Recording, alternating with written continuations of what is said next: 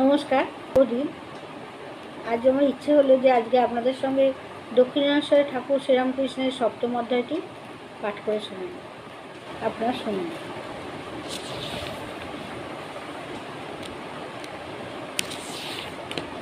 সপ্তম অধ্যায় না, সপ্তম পরিচ্ছেদ।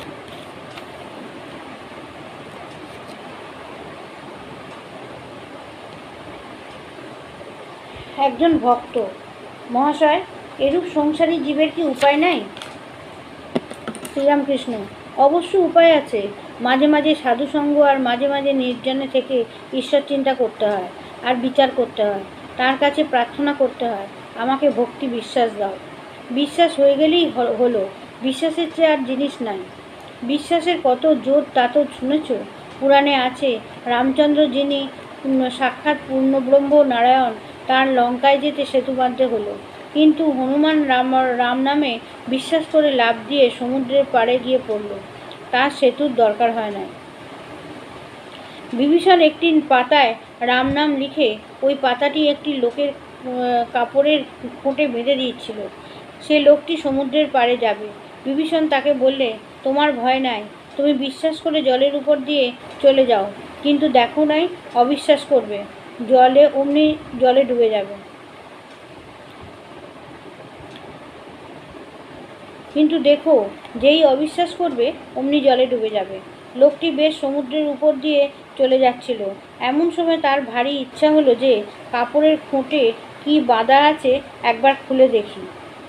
খুলে দেখে যে কেবল রাম নাম লেখা রয়েছে। তখন সে ভাবলে, এ কি, শুধু রাম নাম একটি লেখা রয়েছে? যাই অবিশ্বাস, যেই অবিশ্বাস অমনি ডুবে গেল। যার ঈশ্বরে বিশ্বাস আছে সে যদি মহাপাতক করে, গোব্রাহ্মণ স্ত্রী হত্যা করে, তবুও ভগবান এই বিশ্বাসের বলে ভারী ভারী পাপ থেকে উদ্ধার হতে পারে। সে যদি বলে আর আমি এমন কাজ করব না, তার কিছুতেই ভয় হয় না। এই বলিয়া ঠাকুর একটি গান ধরলেন। এই ছেলেটিকে দেখছো? এখানে একরকম দুরন্ত ছেলে। বাবার কাছে যখন বসে যেমন জুজুটি, আবার চাঁদনিতে যখন খেলে তখন আর এক মূর্তি। এরা নিত্যসিদ্ধের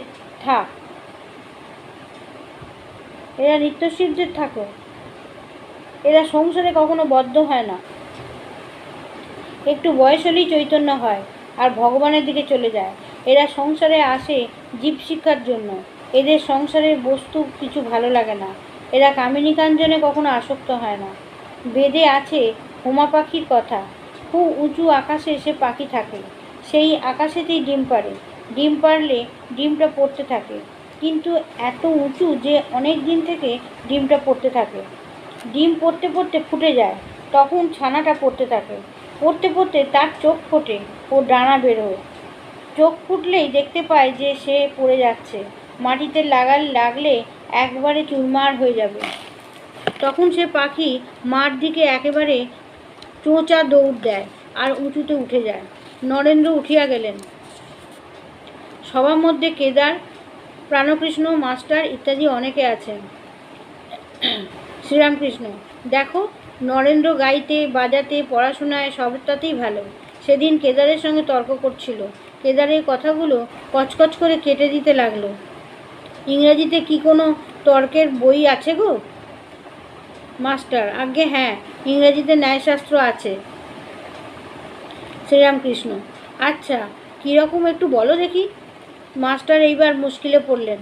বললেন, একরকম আছে সাধারণ সিদ্ধান্ত থেকে বিশেষ সিদ্ধান্তে পৌঁছানো। যেমন সব মানুষ মরে যাবে, পণ্ডিতেরা মানুষ, অতএব পণ্ডিতেরা মরে যাবে।